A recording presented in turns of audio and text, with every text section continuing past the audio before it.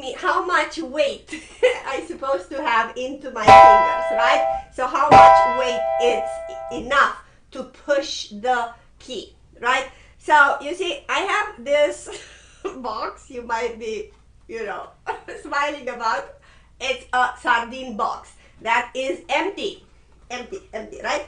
So this is how much weight you need to have in your fingers to push your key down. We talk about the stretching. We talk about the warm up water. We talk about ease into practice. We talk about the relaxation wrist exercise, right? We were talking about how are you playing the piano, connect the shoulder with the arm, with the wrist, with the finger, right?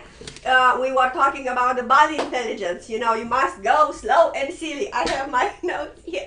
Slow. Talking about landings, right?